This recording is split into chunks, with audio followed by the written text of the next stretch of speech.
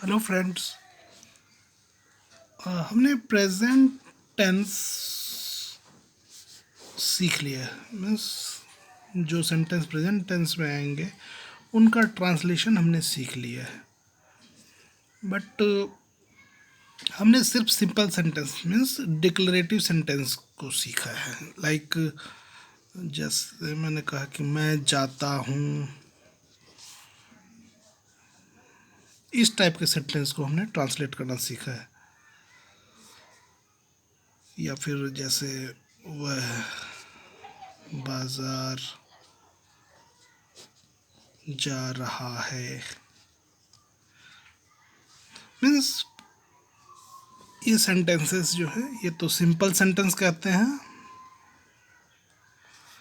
या declarative sentence या positive, अलग अलग वर्ड्स हैं इनके लिए। ठीक है, आज मैं आपको जो प्रेजेंट टेंस में जितने भी टाइप्स के एग्जाम्पल्स आएंगे ट्रांसलेट करने के लिए, उसमें जो नेगेटिव वाले सेंटेंसेस बताऊंगा कि नेगेटिव सेंटेंसेस का ट्रांसलेशन हम लोग कैसे करेंगे। नेगेटिव मीन्स देखो, जैसे ये मैंने कहा मैं जाता हूँ, तो इसको नेगेटिव में कैसे बोलेंगे? मैं नहीं जाता हूँ। तो ये नहीं वाले सेंटेंस जो होते हैं ये नेगेटिव सेंटेंस कहलाते हैं। हम लोग इनको ट्रांसलेट करना हम सीखेंगे। ठीक है, बट इसको समझने के लिए आपको टेंस के पहचानने का नियम और स्ट्रक्चर जो मैंने पिछली वीडियोज़ में बता रखे हैं वो आपको जानना ज़रूरी है। तो मैं ये एज्यूम करके चल रहा हूँ कि वो आपको पता है, उसके बाद ही आप इसे समझ पाओगे। अगर आपने पिछली वीडियोज़ नहीं देखे हैं और टेंस को नहीं समझा है, प्रेजेंट टेंस जो मैंने अभी तक बताया है उसकी बात कर रहा हूँ, तो मैं आपसे रिक्वेस्ट करता हूँ पहले आप उसके उस मतलब वो वीडियोस आप देखो और वो टेंस के हर एक टाइप में कैसे ट्रांसलेट करते हैं वो आप समझो। ठीक है, तभी ये नेगेटिव वाला हो पाएगा। ओके, तो देखो कैसे करते हैं।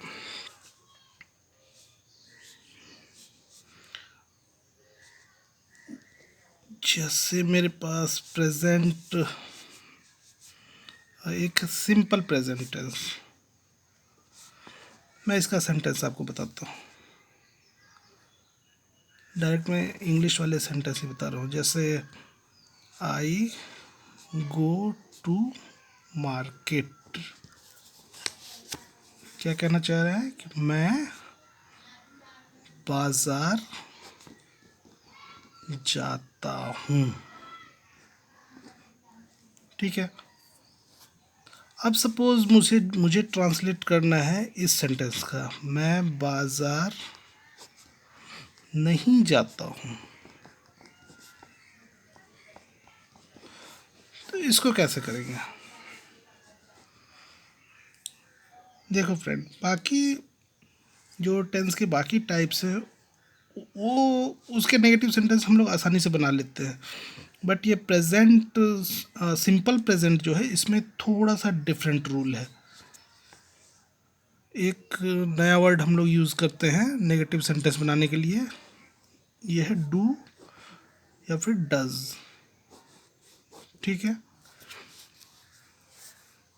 आपको ध्यान होगा कि जो स्ट्रक्चर है हमारा सिंपल प्रेजेंट का, उसमें subject plus V1 plus object होता है और subject plus V1 plus S या ES प्लस ऑब्जेक्ट होता है। मैं ये ब्रीफ में बता रहा हूँ, सेपरेट वीडियो में आप इसे देख सकते हैं। तो जहाँ पे SV1O हम लोग यूज़ करेंगे, यहाँ पे डू आएगा नेगेटिव सेंटेंस में, और जहाँ पे एस या ES आता है, जो कि आता है किसके साथ, मैं आपको रिमाइंड करा दूँ, थर्ड पर्सन सिंगुलर नंबर के साथ, तो वहाँ पे डज का यूज़ होगा। लाइक सब्जेक्ट V1 ऑब्जेक्ट, ये मेरा आई के लिए ये आएगा। सब्जेक्ट अगर आई हो तो आई गो टू मार्केट। तो अगर मैं बोलूँगा मैं बाज़ार नहीं जाता हूँ, तो मैं लगाऊंगा आई, फिर लगाऊंगा डू, उसके बाद लगाऊंगा नॉट, और फिर जो रूल है वही, गो टू मार्केट। कुछ डिफ़िकल्ट लग रहा है आपको? नहीं, अगर डिफ़िकल्ट लग रहा है तो इसका मतलब ये हुआ कि आपने सिंपल प्रेजेंट टेंस में जो सिंपल सेंटेंस होते हैं उसका ट्रांसलेशन आपको नहीं आ रहा है। देखो, कुछ भी डिफरेंट इसमें नहीं है, सिर्फ एक नया वर्ड इंट्रोड्यूस हुआ है। क्योंकि हम लोग सिर्फ इंग्लिश में नॉट का सिंगल यूज़ नहीं होता है, तो इसीलिए डू वर्ड यूज़ होता है, डू नॉट। ओके, आप बोलेंगे कि डज नॉट क्यों नहीं? वेल, डज हमारा सिर्फ थर्ड पर्सन सिंगुलर नंबर के साथ होगा, जिसमें जब हम लोग सिंपल प्रेजेंट करते हैं और वर्ब में एस या ई एस लगाते हैं, वैसे सब्जेक्ट्स के साथ डज आएगा।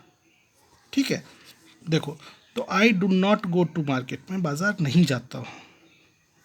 ठीक है, अब हम लोग एक थर्ड पर्सन सिंगुलर नंबर वाला लेंगे कि वह आम नहीं खाता है। देखो, सब्जेक्ट हमारा आ गया ही थर्ड पर्सन सिंगुलर नंबर है, इसके साथ हमें डज यूज़ करना है क्योंकि नॉट वाला सेंटेंस है। अगर नॉट नहीं होता तो डज हम लोग यूज़ ही नहीं करते, फिर तो subject V1 SEIS plus object, जो रूल हमने पहले लर्न कर रखा है। ठीक है, ये अगर समझ में आपको प्रॉब्लम आ रही है तो आप पिछला वीडियो देखें, उसमें क्लियर हो जाएगा। ठीक है फ्रेंड, अभी मैं नेगेटिव सेंटेंस बता रहा हूँ, तो यहाँ पे हम लोग फोकस करते हैं। तो वह आम नहीं खाता है, तो ही के साथ आएगा मेरा डज, फिर आएगा not eat a mango.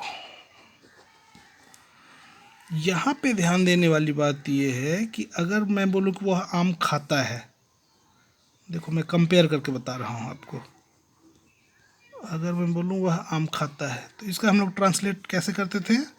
He eats a mango, subject plus V1 plus SEIS plus object, he eats a mango. But आप देखो यहाँ कि जैसे मैंने कहा वह आम नहीं खाता है, तो यहाँ पे मैंने ईट्स नहीं यूज़ किया, यहाँ पे ईट यूज़ किया है। क्यों? क्योंकि ये जो डू वर्ड है, इसको हम लोगों ने यहीं पे SEIS इसमें ऐड करके इसे डज कर दिया है। तो दो जगह SEIS नहीं लगता है, एक ही जगह लगेगा। So he does not eat a mango. Clear friend? देखो, एक बार फिर से समझाता हूँ। सिंपल प्रेजेंट में हम लोग करते थे, जो स्ट्रक्चर था subject plus V1 plus object, और दूसरा था subject plus V1 plus SEIS plus object. ये यूज़ होता था थर्ड पर्सन सिंगुलर नंबर के साथ, और रेस्ट के लिए ये यूज़ होता था सब्जेक्ट के लिए। ठीक है, तो अगर मुझे नॉट यूज़ करना है तो नॉट के साथ डू या डज होना ही चाहिए, उसके बिना नहीं हो सकता है। तो इसीलिए डू या डज यूज़ होता है सिंपल प्रेजेंट में जब नेगेटिव सेंटेंस होता है। तो सिंपल सब्जेक्ट V1 ऑब्जेक्ट, अगर नॉट यूज़ करना है तो सब्जेक्ट के साथ आ गया मेरा डू नॉट, फिर आ गया वर्ब, फिर आ गया ऑब्जेक्ट। यहीं पर अगर थर्ड पर्सन आ गया तो डू के जगह पे हमें यूज़ करना है डज। तो डज जब एक बार यूज़ कर दिया वर्ब में एस, डू में लग गया SEIS, तो जो हमारा ओरिजिनल ये वर्ब में SEIS लगता था, ये यहाँ नहीं लगेगा, अब ये V1 ही रहेगा। ठीक है, तो अगर आप इसको वैसे आप अगर मान लो इसे रूल में बांधना चाहते हो तो ऐसे कह सकते हो कि डू या डज प्लस नॉट और प्लस V1 प्लस ऑब्जेक्ट। ये सिंपल प्रेजेंट में नेगेटिव सेंटेंस। ठीक है, सिंपल प्रेजेंट का नेगेटिव सेंटेंस इस रूल से हम लोग बना सकते हैं। बट देखो, ये रूल हमें याद करने की ज़रूरत नहीं है, सिर्फ डू या डज को यूज़ करने सीखना है कि डू को हमने यूज़ किया कैसे। डू को हमने बाकी सब्जेक्ट के साथ यूज किया और थर्ड पर्सन सिंगुलर नंबर आया उसके साथ डज का यूज़ किया, और जहाँ पे डज का यूज़ किया वहाँ पे वर्ब में एस नहीं लगाया, हटा दिया। देखो सिंपल सेंटेंस में एस होता था, और जैसे ही इसे नेगेटिव सेंटेंस में बनाया तो डू को हमने चेंज करके डज जब कर दिया तो यहाँ से हमने एस को हटा दिया। ये बस ध्यान देने वाली बात है इसमें। ओके फ्रेंड, ठीक है। तो ये था हमारा सिंपल प्रेजेंट टेंस। अब प्रेजेंट कंटिन्यूअस की बात करते हैं।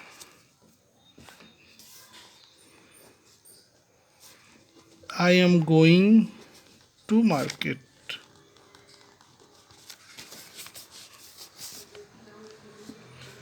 बाकी आसान है, वो सिंपल प्रेजेंट में ही थोड़ी सी डू और डज की प्रॉब्लम थी, बाकी कहीं नहीं है।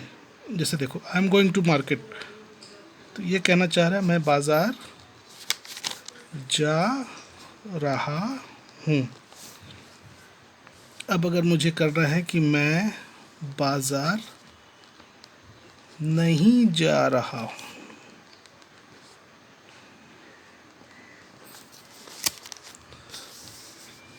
हमें कुछ नहीं करना है, बस ये यहाँ पे हेल्पिंग वर्ब है।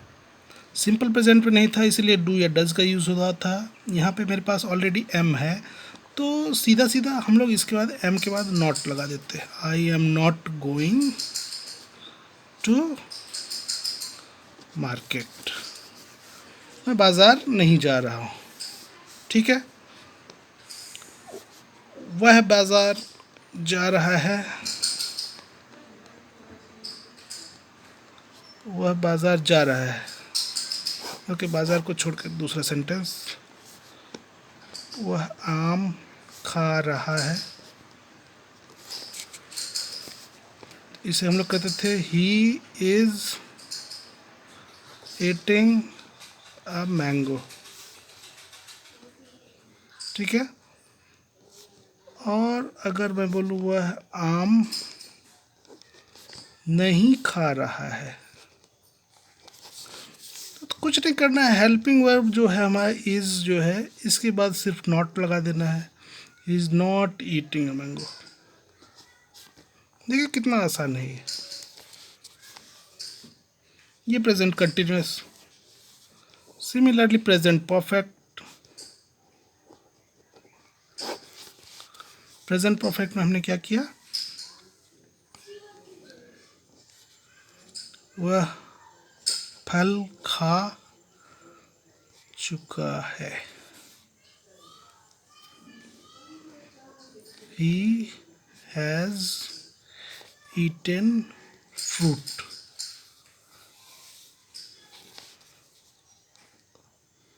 वह फल नहीं खा चुका है।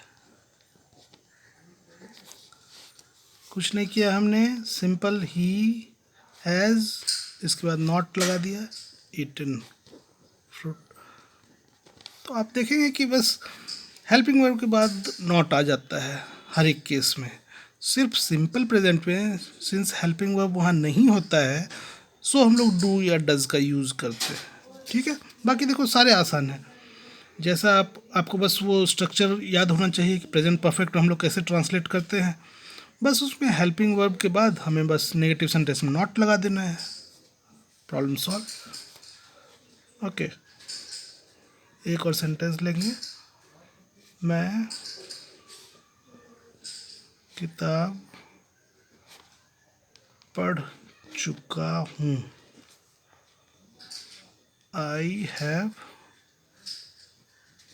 Red the book. Okay, negative sentence पे आते हैं, मैं किताब नहीं पढ़ चुका हूँ। आई आ गया, अब हैव के बाद सिंपल नॉट लगा देंगे। I have not read the book. ठीक है, I have not read the book, have लगा दिया, इसके बाद नॉट लगा दिया, I have not read the book. ठीक है,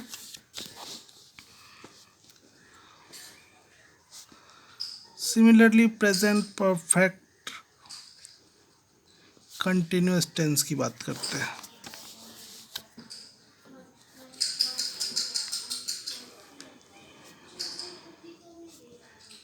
I have been living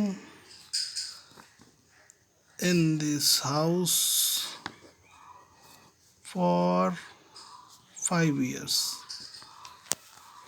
ये था मेरा पॉजिटिव सेंटेंस। मैं इस घर में 5 साल से रह रहा हूँ। इसका मतलब हुआ मैं इस घर में 5 साल से रह रहा हूँ। ठीक है। ये अब जैसे मैं बोलूँ कि मैं इस घर में 5 साल से नहीं रह रहा हूँ।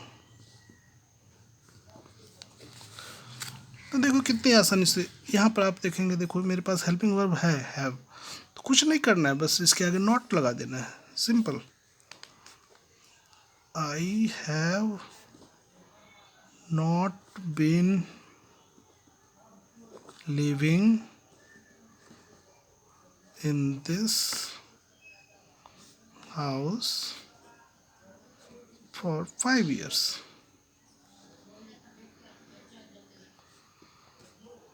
तो ये आपने देखा कि ये काफ़ी इजी है। नेगेटिव सेंटेंस जो प्रेजेंट टेंस का है बहुत ही आसान है। ठीक है।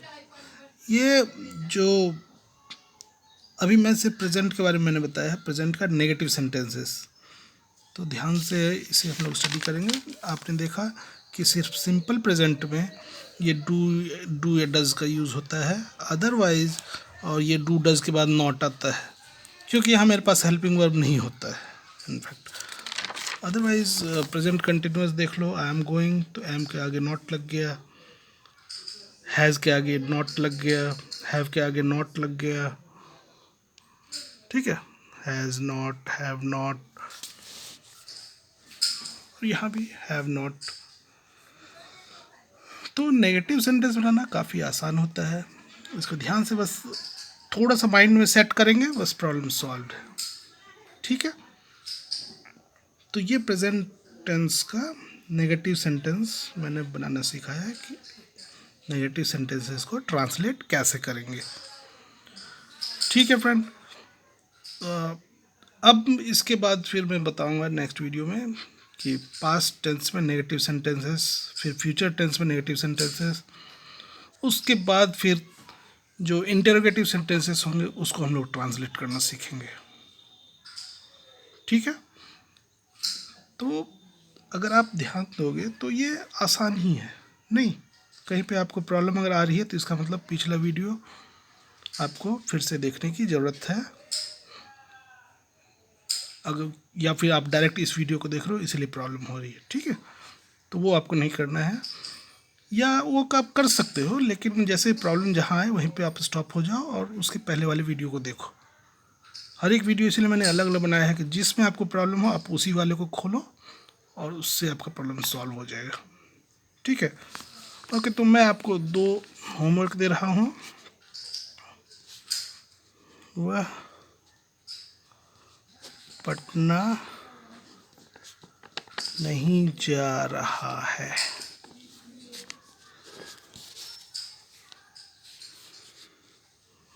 तुम छत पर नहीं सोते हो। आप इसे ट्राई करना और फिर मुझे कमेंट करके बताना। ठीक है फ्रेंड। ओके। तो फिर बाकी जो एजुकेशनल वीडियो है आप इसको लाइक करें, शेयर करें, बेल आइकन को प्रेस करें, सब्सक्राइब करें। ठीक है। वो आपको पता है कैसे करना है, क्या करना है। वीडियो पसंद है डेफिनेटली आप लाइक करें, जिससे कि ऐसे इस तरह का वीडियो मैं आपको फिर से भेज सकूं बार बार।